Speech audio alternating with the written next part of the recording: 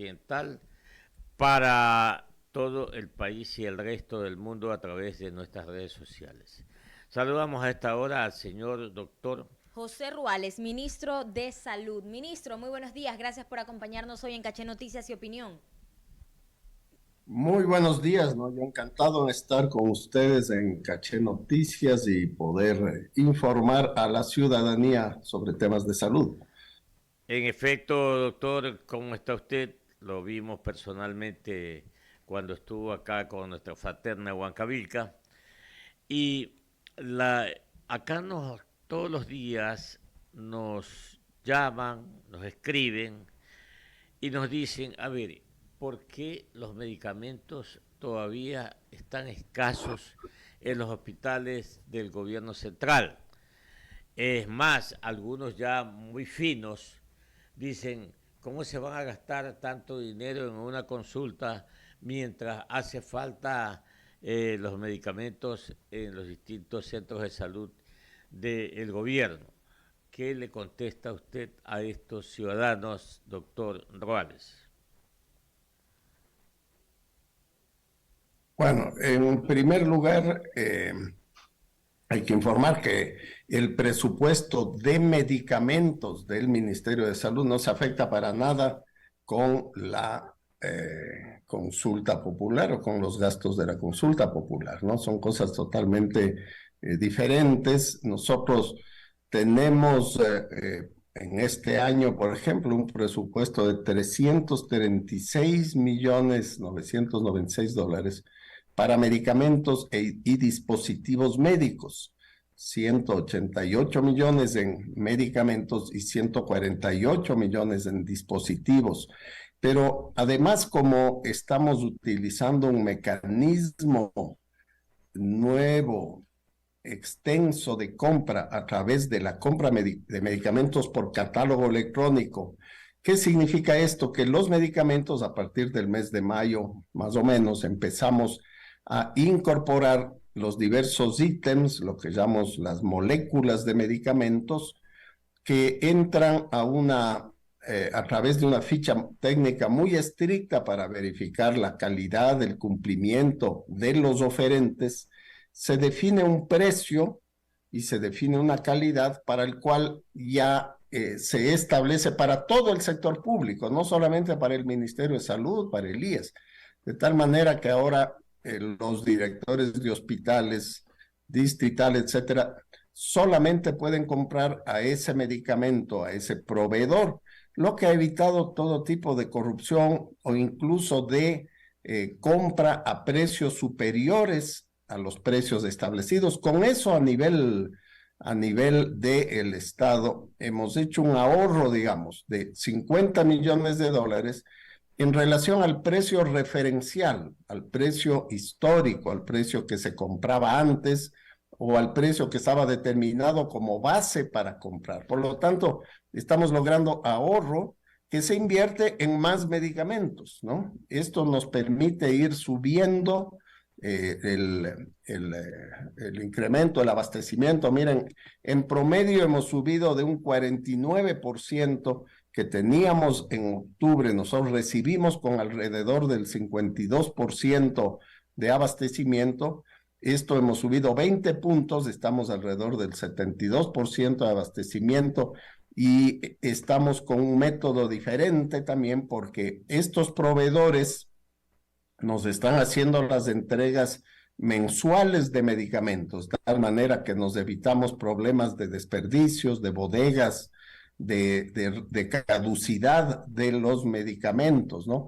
Y una cosa que hay que importante, porque la gente dice, bueno, pero si ya han comprado los medicamentos, ¿por qué en algunos lugares todavía hay falta de algunos medicamentos? Esto se debe a que luego de la pandemia se produjo también un represamiento de las consultas, de las atenciones, de las emergencias y de los egresos, las cirugías.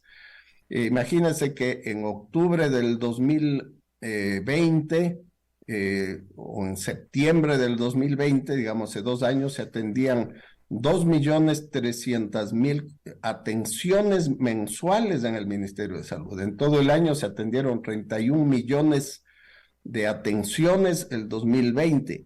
Este año, en lo que vamos hasta el mes de noviembre, estamos ya con más de 41 millones de atenciones. Estamos atendiendo ya casi 4 millones de atenciones mensuales.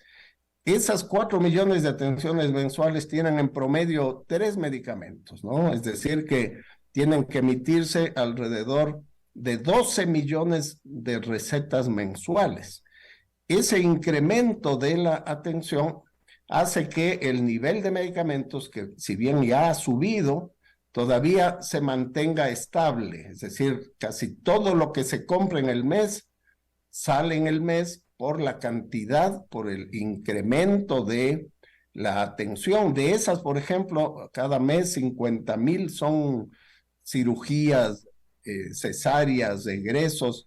Tenemos mensualmente casi 500,000 emergencias, atenciones de emergencias, y el resto son atenciones de consulta externa. Entonces, tenemos que ir manejando ese equilibrio, no solamente en los pacientes del Ministerio de Salud. Nosotros estamos apoyando al IES, al Instituto Ecuatoriano de Seguridad Social, para atender también especialmente en zonas en que la seguridad social, debido a estos problemas políticos que ha tenido, que no le permiten la gobernabilidad, las decisiones, ha tenido dificultades en algunos lugares. El Instituto Ecuatoriano de Seguridad Social no depende del Ministerio de Salud, pero también estamos atendiendo una buena cantidad de pacientes del IES en estas provincias. Doctor Ruales, permítame la interrupción, y debido a mi ignorancia, no soy médico, por cierto, y dada estas estadísticas que usted nos acaba de citar, doctor Ruales, me hace pensar que este país es un país enfermo. Cuando usted me dice 40 millones de personas, o de atenciones, perdón, yo rápidamente se me viene a mi cabeza y dice, bueno, entonces este país está enfermo, definitivamente. Y eso que todavía no nos dice, no nos habla, doctor Ruales, sobre la externalización. Externalización de los medicamentos, de la atención de las recetas en las boticas o las farmacias privadas. Entonces, ese otro concepto, doctor Ruales, que quisiéramos también que por favor nos informe cómo ha evolucionado esta decisión de parte del Ministerio de Salud para atender, yo diría, dinámicamente o más rápido a los usuarios o a los afiliados al Instituto Ecuatoriano de Seguridad Social, y por qué no decir a los ciudadanos que dependen y que no están afiliados y que tienen que ser atendidos a través de los hospitales, de las casas de salud, del Ministerio de Salud. Sí, bueno, tal vez una aclaración, ¿no? El Ministerio de Salud es la Autoridad Sanitaria Nacional. Nosotros definimos como autoridad sanitaria la parte normativa, las regulaciones, por ejemplo, la lista básica de medicamentos, las guías clínicas y los protocolos para atención, incluso la definición del número de camas que debe tener un hospital, la calificación del personal.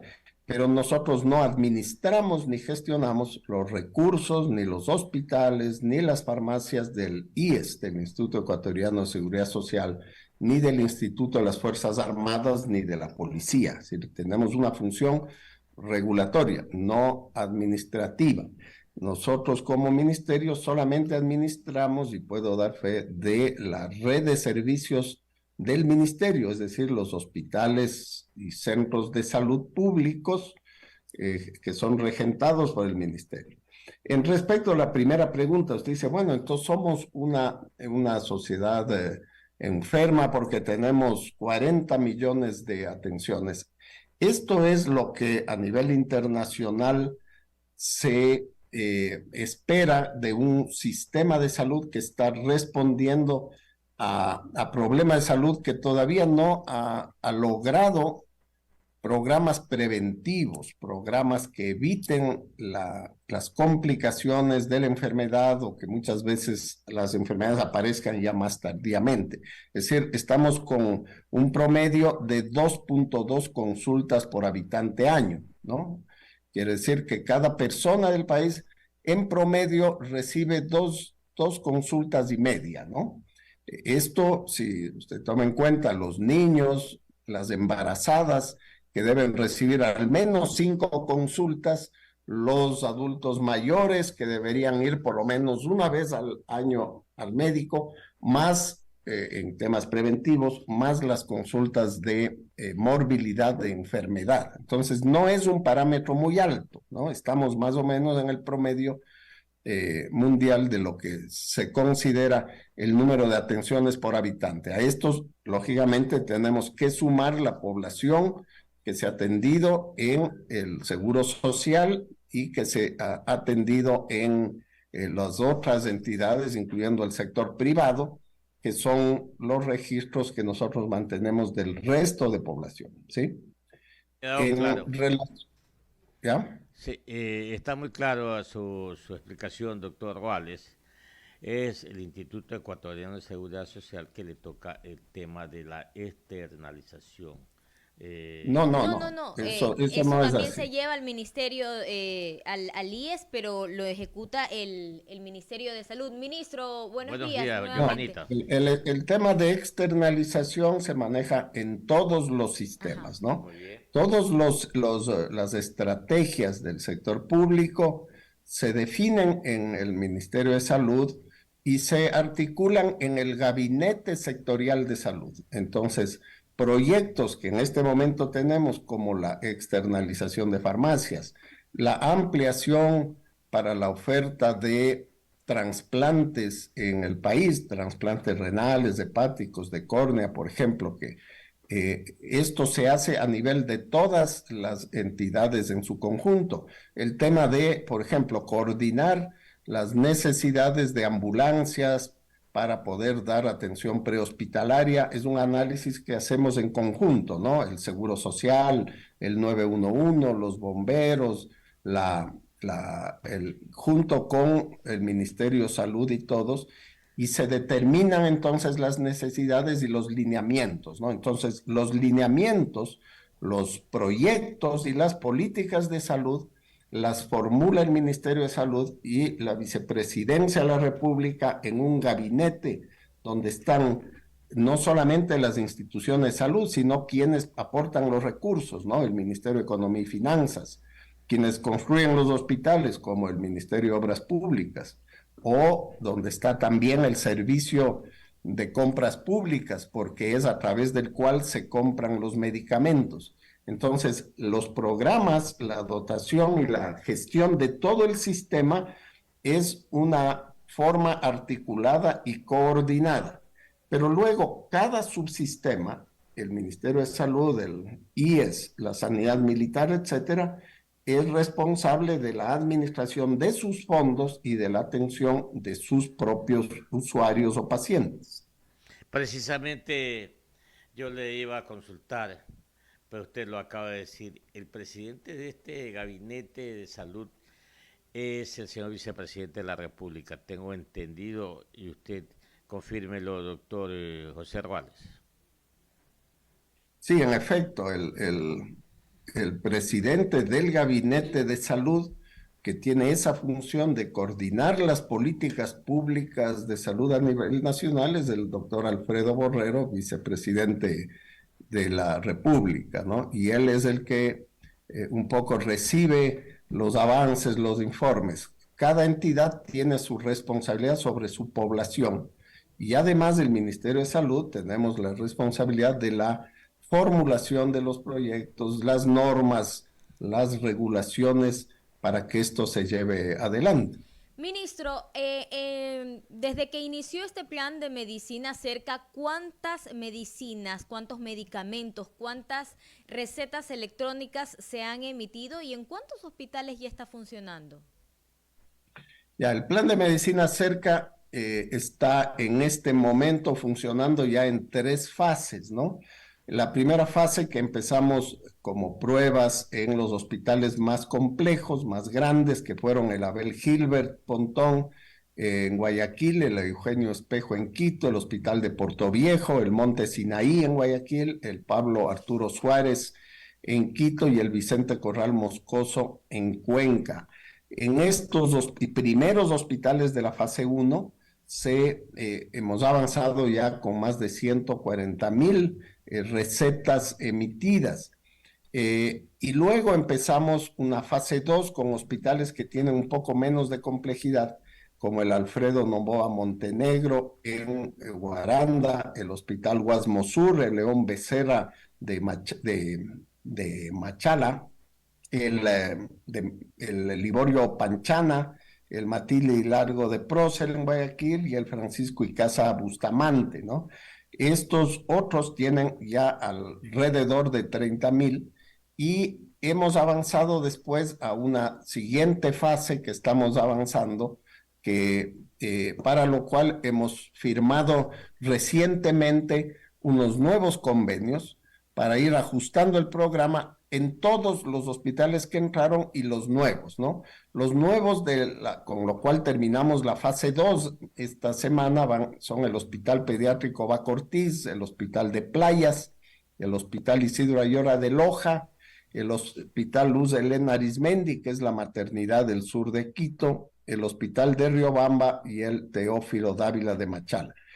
Tenemos 2 hospitales que están pendientes, que es el Hospital República del Ecuador en Galápagos y el Hospital Básico de Ceballos en Guayas, que hay una dificultad de tener una farmacia privada que pueda conectarse básicamente por factores de conectividad de Internet, ¿no? Una vez que completamos esto, vamos a terminar la segunda mitad de diciembre y el primer trimestre con 90 hospitales más, que ya son los hospitales básicos y hospitales de menor y centros de salud tipo C. ¿Cómo vamos de acuerdo a lo que avanzamos en el proceso? Finalmente, dado que ya tenemos otros mecanismos por el cual se están abasteciendo los hospitales y se va a entregar las medicinas, el plan Medicina Cerca va a ir complementando, es decir, todas aquellas medicinas que no están en el modelo de catálogo electrónico o que hay en el modelo pero no están disponibles en un hospital, o las medicinas que están fuera de otras formas de compra del ministerio, vamos a seguir entregando a los pacientes de tal manera que se cumple el objetivo de que todas las personas que llegan al hospital a consulta externa, finalmente con cualquier método o combinados, es decir, puede ser que reciba 2 medicamentos en el hospital y el resto le dan las recetas electrónicas para los otros 2 en la farmacia externa, o puede ser que le entreguen todos en el hospital y todos afuera, dependiendo eso de el inventario, la disponibilidad. Lo importante es que todos los pacientes reciban todos los medicamentos. Se han entregado entonces más de 140,000 recetas, usted mencionó, ¿verdad? Así es. Ya, ¿qué había pasado? Porque se había ofrecido también que hospitales del IES y de las Fuerzas Armadas, de la policía, ingresen a este plan de medicina cerca, porque ellos todavía no son parte completa de este proyecto.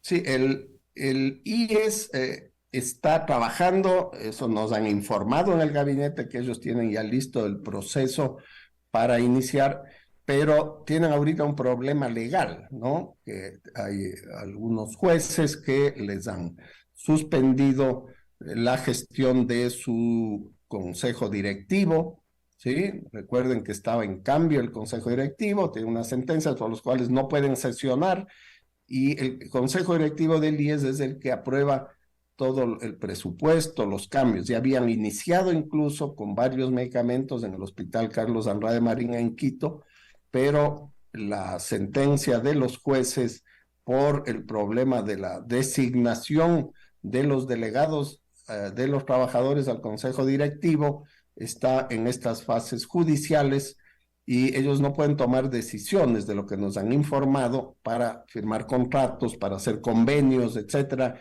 porque tienen que ser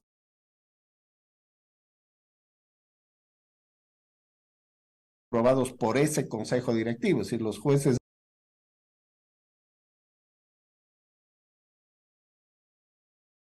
de las Fuerzas Armadas. Estamos avanzando mucho, les demostramos recetas electrónicas. Acabamos ayer de firmar un convenio para el Hospital Naval en Guayaquil con el Hospital Francisco Icaza Bustamante. En el Hospital Militar de Quito hemos transferido y en el Hospital de la Policía de Quito y Guayaquil también ya se ha apoyado para el desarrollo tecnológico, que es lo primero que debe garantizar porque es un sistema electrónico, tanto de la formulación de la receta como el momento de la dispensación en la farmacia, que deben estar conectados y que debe ser automático. ¿Ha garantizado el acceso a medicinas especiales para tratar la influenza, los casos que se compliquen y de COVID-19 luego de este repunte de casos en todo el país? Sí, la mayor parte de los casos que estamos teniendo en el país, afortunadamente, son casos ambulatorios, ¿no? El número de hospitalizaciones ha sido mínima, el número de casos graves ha sido mínima, y la mayor parte de casos graves en promedio en el país se debe a influenza AH3N2, apenas un 20% del total de casos graves se diagnostican con COVID, ¿no? A pesar de que puede tener una mayor frecuencia en la población, estos son casos ambulatorios. Por lo tanto, sí hemos definido a nivel de todo el sistema del IES, del Ministerio, y hemos recomendado también al sector privado el generar una contingencia para que en los servicios de consulta externa y emergencia se incremente el número de personal, se dote, se movilice los insumos, los medicamentos. Afortunadamente, estos son básicamente medicamentos sintomáticos y en el caso de que se puedan complicar con una infección bacteriana, antibióticos para eso. Entonces estamos movilizando, incluso hemos movilizado de unos hospitales a otros o desde las bodegas, porque la afluencia de pacientes, especialmente de niños, ha sido alta. Lo importante aquí es recordar que desde el 1 de noviembre, hace ya más de un mes, advertimos el inicio de la temporada de enfermedades respiratorias y estuvimos motivando, convocando tanto a los niños de 3 meses a 6 años, las embarazadas, los adultos mayores, las personas con comorbilidades a vacunarse con la vacuna de la influenza. La vacuna de la influenza es una vacuna trivalente.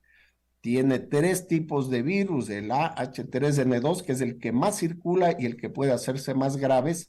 Tiene la H1N1 y la influenza tipo B. Y ministro, y también estamos viendo ya, estamos en el pico de los contagios, ¿todavía pueden aumentar aún más o ya vamos a observar una disminución? Sí, de acuerdo a lo que hemos observado los años anteriores, hasta el 2019, porque recuerde que el 20 y 21 estuvimos con mascarilla y encerrados, ¿no? Y tuvimos COVID. Hoy tenemos una mezcla, además del virus de la influenza y el virus sincitial respiratorio, tenemos el virus del COVID, así que tenemos 3 virus, ¿no?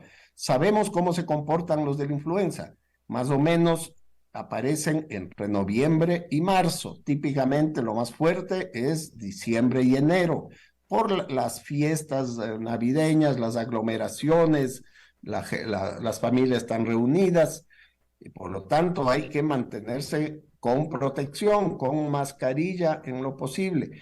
Pero normalmente ocurren picos de 2 o 3 semanas con unas bajas que luego pueden aumentar en picos más pequeños. Estas olas es de esperar desde el mes de diciembre hasta febrero.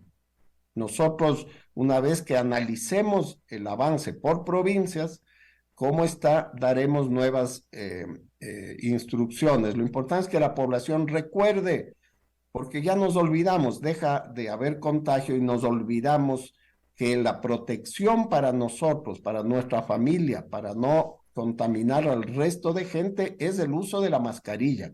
La mascarilla no es solo para nuestra protección, es para protección de nuestra familia, de nuestros compañeros de trabajo, de los compañeritos de la escuela, cuando tenemos síntomas, cuando tenemos o tuvimos síntomas, acabamos de pasar una gripe, todavía podemos contagiar, entonces debemos usar mascarilla, lavarnos las manos, usar alcohol gel. Y esto tiene que ser algo para el futuro, porque no podemos estar cada vez que hay un incremento de infecciones respiratorias, obligando a las personas a recordar que hay que usar la mascarilla cuando hay riesgo, ¿no? 7 de la mañana, 37 minutos, doctor José Ruales, ministro de Salud. En la historia quedó ya grabado.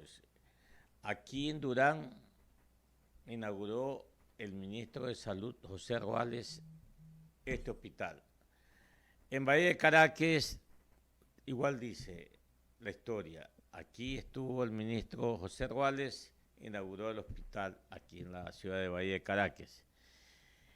El presupuesto aprobado ya por el Ministerio de Finanzas, llevado a la Asamblea Nacional, en próximos días va a salir aprobado. ¿Qué porcentaje se ha incrementado para la obra física, para nuevos hospitales o nuevos centros de salud, doctor Ruales, para el año 2023, por ejemplo?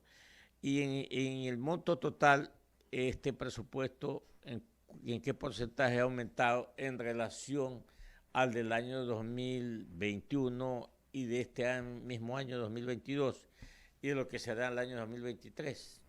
¿Cómo estamos ahí? Sí, estamos nosotros avanzando, ¿no? Hay alguna norma constitucional para poder garantizar un monto del Ministerio de Salud y del sector salud, ¿no? El presupuesto, en términos, digamos, teóricos, lo que dice la teoría es que para que un sistema de salud sea equitativo, logre el acceso de la mayor parte de la población, debería tener al menos un 6% de presupuesto público, ¿no? Nosotros con el presupuesto del sector de salud, es decir, el Ministerio de Salud y sus organismos adscritos como el ARS, el ACES, el INSPI, el Instituto de Órganos, etcétera. Este año que terminamos, estamos terminando con un presupuesto total de 3.143 millones de dólares, 2.870 en corriente y 273 millones para inversión. El próximo año vamos a aumentar un 12%. La proforma del 2023 es de 3.570 millones de dólares, con un incremento de 426 millones de dólares. Si bien no hay un incremento en el gasto de inversión, es decir, se mantiene el gasto de inversión, esto se da básicamente porque durante este año nosotros estuvimos pagando facturas atrasadas desde la reconstrucción, especialmente en Manabí, ¿no?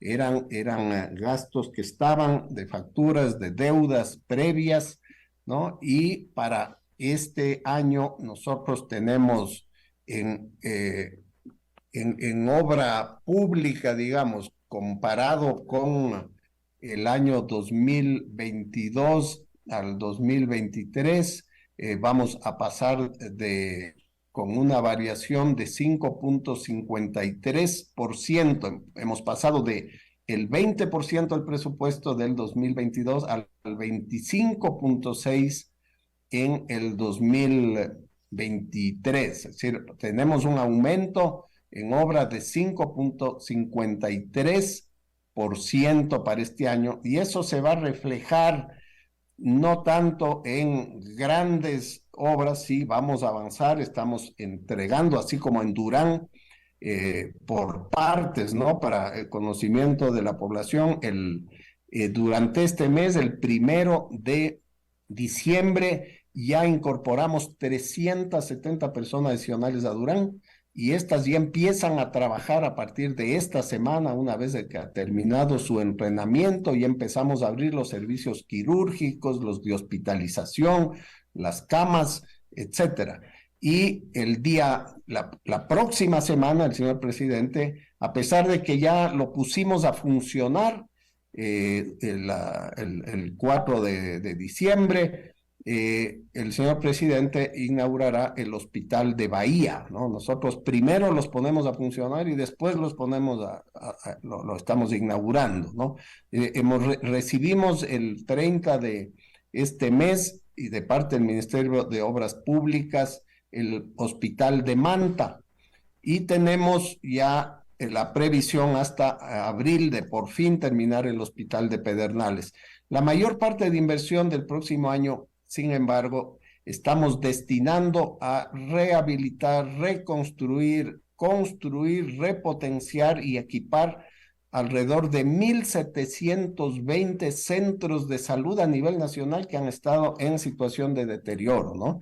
Tenemos que dar prioridad a la población en las comunidades, en los barrios. Ahí es donde se puede hacer la atención prenatal, la atención de los niños pequeños, hacer las acciones preventivas.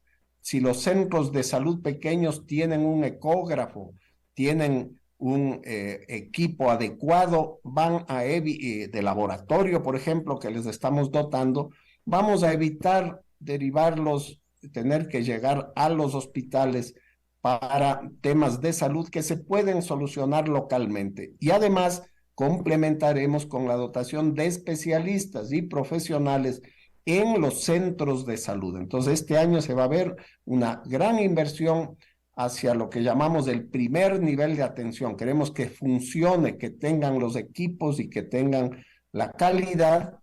Y, lógicamente, seguiremos con algunos hospitales. Vamos a iniciar el Hospital República del Ecuador en Santa Cruz, en Galápagos, el Hospital Santa Teresita en Santa Rosa, el Hospital de Alausí y algunas ampliaciones en Chunchi, en Pelileo, en Paute, en hospitales en diversas zonas del país. Salud del Ecuador, muchas gracias por estar con nosotros. Una vasta información que obviamente la iremos evaluando el próximo año, Dios mediante, doctora. Un abrazo para usted y gracias por esta atención para Caché Noticias y Opinión. No, muchísimas gracias, siempre a las órdenes para poder estar con ustedes y responder a las inquietudes de información de salud de toda la población. Que tengan un muy buen día y un excelente fin de semana. Igualmente, gracias doctor. Muy bien.